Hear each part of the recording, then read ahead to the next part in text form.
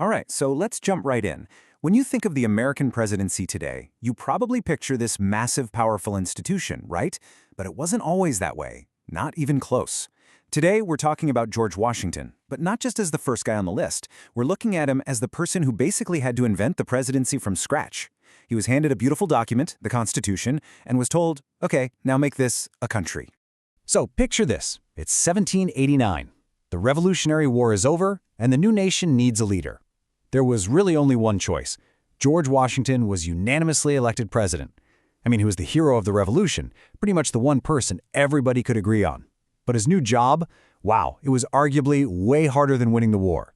He had to take those fancy words on parchment and somehow turn them into a real, working government that people actually respected.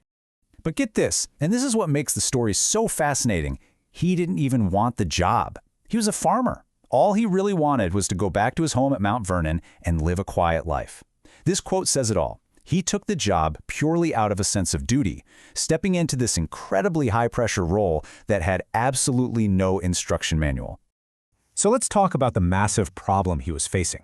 Washington shows up to the Capitol, which was in New York City at the time, and finds, well, basically nothing. He had the Constitution, which was a fantastic blueprint, but he didn't have a government. There was no staff, no federal courts, not even a building to work out of, and the country was drowning in debt. So his first task was just monumental. He had to breathe life into this document. And here's the real kicker. Every single thing he did, from how people should address him to how to deal with a crisis overseas, was going to set a precedent, a model for every president who would come after him. He wasn't just running a country. He was literally creating the job as he went along. So where do you even start with a job like that? Well, Washington knew he couldn't do it alone. His first move was to start building out the other branches of government that the Constitution called for. He needed a judiciary, courts to interpret the laws, and he needed an executive cabinet, a team to help him actually run the country. First up, the courts. With something called the Judiciary Act of 1789, Washington and Congress basically created the entire federal court system out of thin air. It was a really smart, methodical move. They set up this three-tiered system that, believe it or not, is pretty much the same basic structure we have today. You've got your local district courts, the circuit courts for bigger cases, and at the very top, the Supreme Court. Just like that, America had a legal system. Next, he came up with the idea of a presidential cabinet. And man, Washington was a great judge of talent. He brought in the absolute best and brightest people he could find. I mean, look at this lineup. You've got Thomas Jefferson, the guy who wrote the Declaration of Independence, handling foreign policy. And then you have the brilliant and super ambitious Alexander Hamilton running the Treasury. Now, these two, Jefferson and Hamilton, had completely opposite visions for what America should be.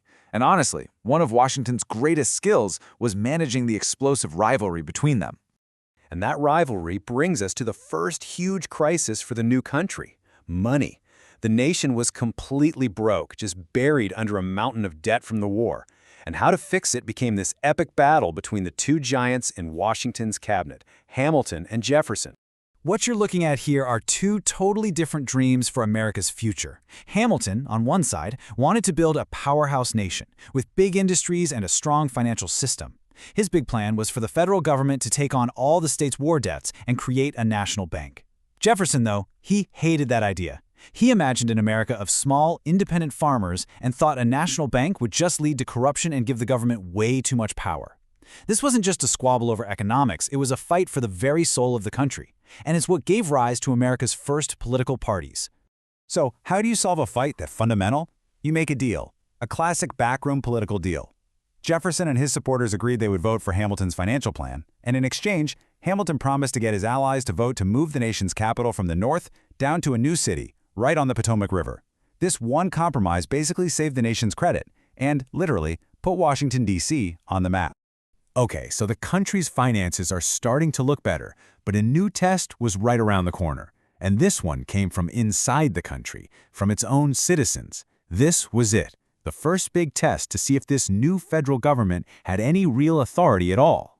You see, part of Hamilton's plan involved a new federal tax on whiskey. Now, for farmers out on the western frontier, whiskey wasn't just something to drink, it was a major product, and they even used it like cash to trade for goods. So to them, this tax felt like the government was unfairly targeting them.